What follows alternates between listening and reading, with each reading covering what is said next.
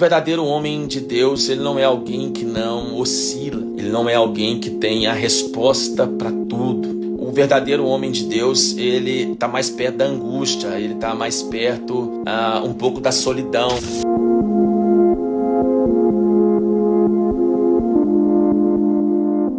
Normalmente, os pastores que adoecem, os pastores que estão passando por burnout, são as pessoas sérias, né? Normalmente são as pessoas que estão atrás de uma fé verdadeira, né?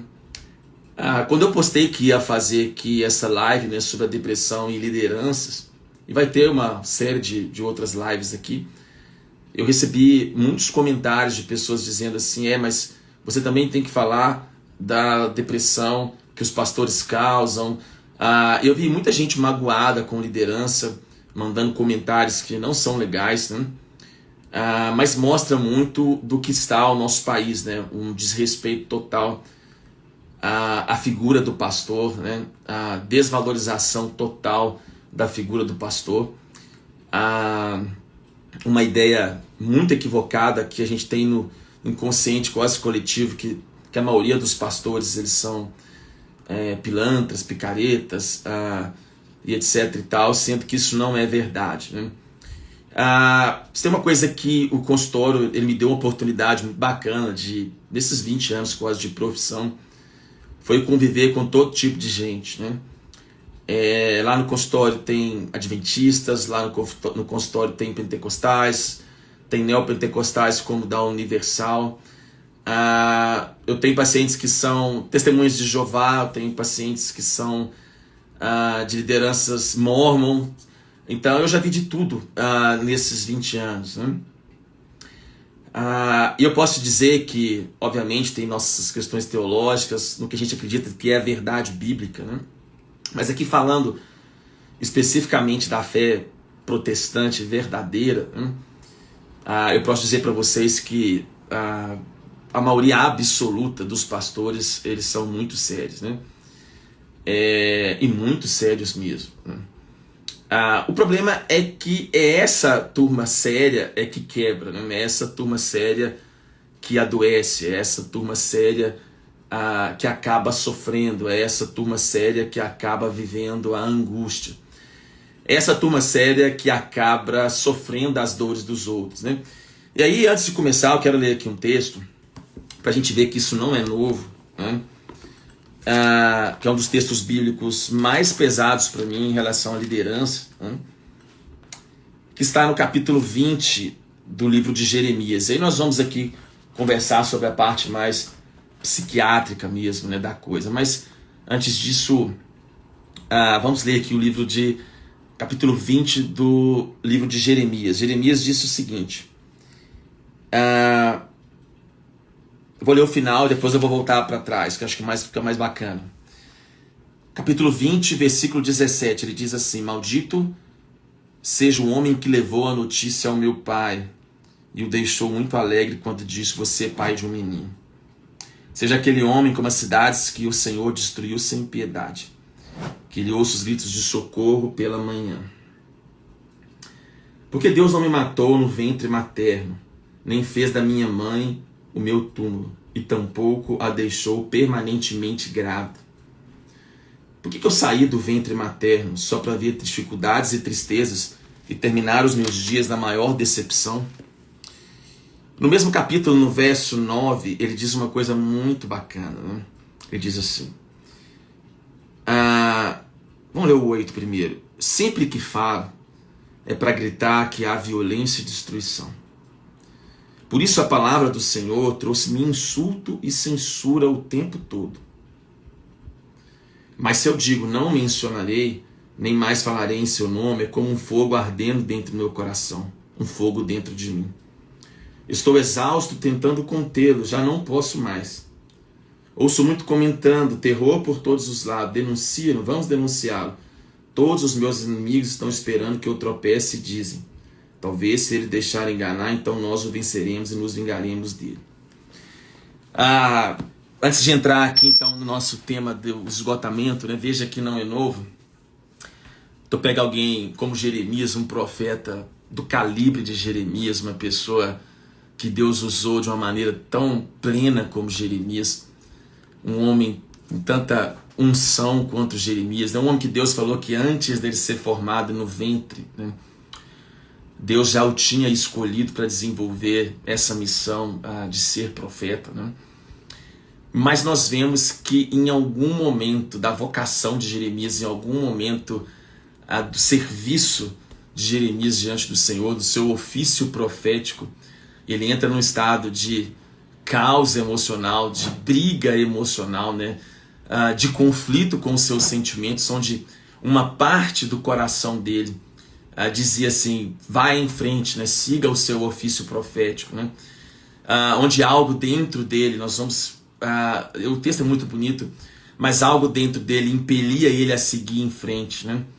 Mas uma outra parte dele dizia para ele que aquele ofício profético não valia a pena, né? Aliás, uma outra parte dizia para ele que viver não valia a pena, né?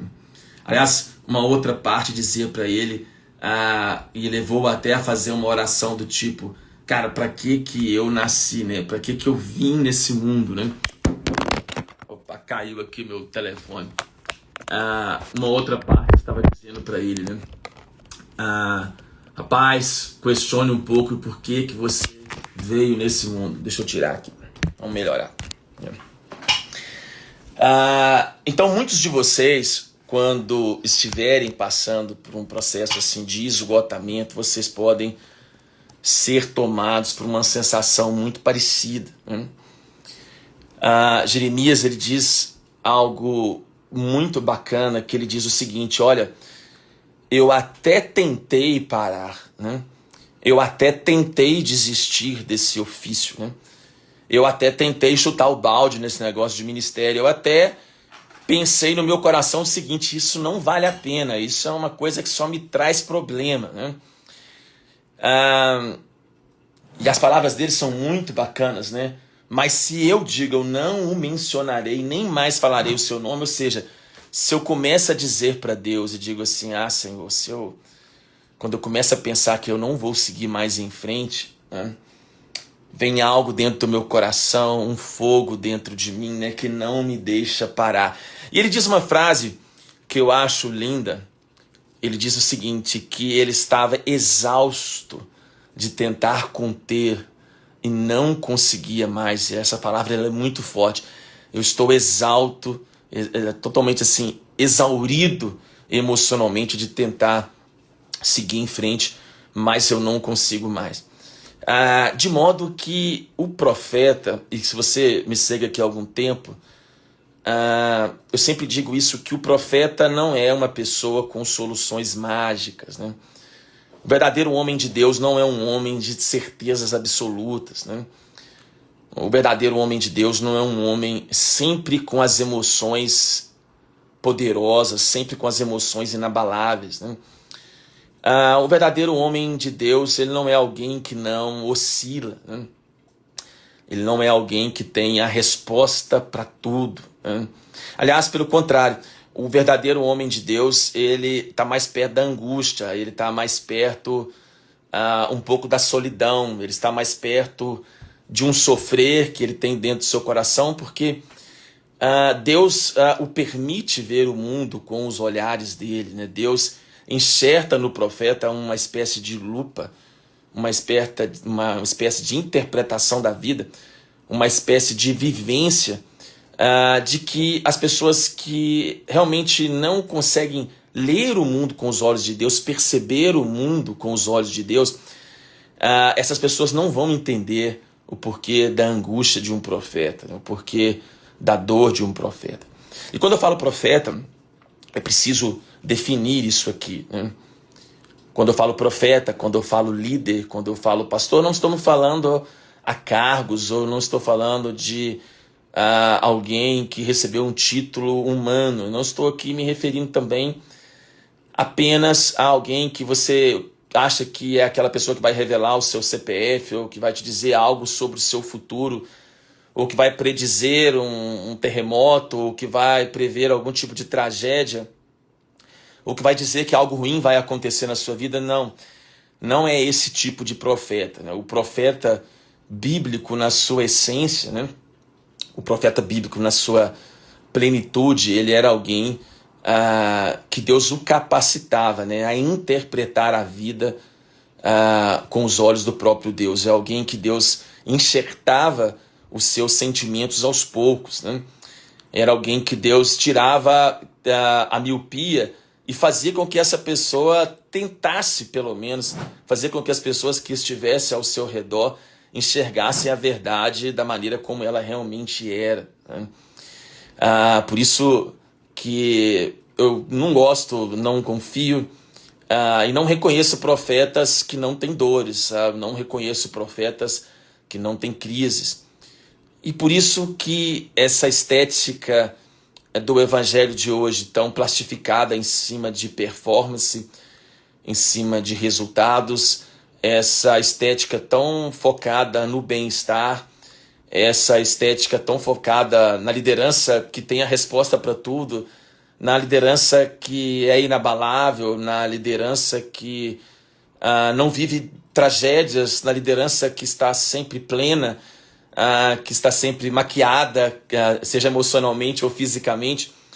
A liderança onde não há o grito de angústia, a liderança onde não há o grito de dor, a liderança onde não há simplicidade, onde não há espaço para lamentação, né? A liderança onde não há espaço para orações honestas de medo, para orações honestas onde a gente passa por períodos realmente de conflitos internos. Uma liderança que está sempre bem, sempre vendendo fórmulas de sucesso para tudo. Ela não pode ser, segundo o que a gente vê nas escrituras proféticas, né? Porque os profetas, eles não eram assim, né? Então, o primeiro ponto de quem está assistindo aqui hoje, eu acho que nós temos que começar a repensar um pouco sobre o lugar da dor, sobre o lugar da fragilidade, sobre o lugar da angústia no ministério, né? As pessoas, os narcisistas, as pessoas abusivas, as pessoas que fazem da religião um comércio, as pessoas que estão seduzindo outras e fazendo ministérios, às vezes até de grande relevância. Essas pessoas não estão no psiquiatra, essas pessoas estão dormindo tranquilas, essas pessoas, elas não estão passando por burnout, elas não estão passando por crises, elas não estão passando por angústia, pelo contrário. Elas dormem de maneira quase que com o coração totalmente pacificado, né? Porque não há no seu coração ali obstinado, né? Não há ali no seu coração focado apenas nos resultados, né? Nessa espiritualidade de resultados, nessa espiritualidade de vender o sucesso. Não vou dizer que um ou outro não tem ali seus dias de crise, afinal de contas todos são humanos, mas a má liderança, os abusivos, os doentes, esses estão muito bem, né? Esses estão vivendo a sua vida, esses estão seguindo em frente, né? E esses muitas vezes entram num estado de dureza de coração, rodeados de puxa-sacos, né? Onde eles não têm nem a antítese daquilo que eles estão vivendo, né? Onde não há espaço nem mesmo para o contraditório. Onde as pessoas até que estão passando por uma dor, né?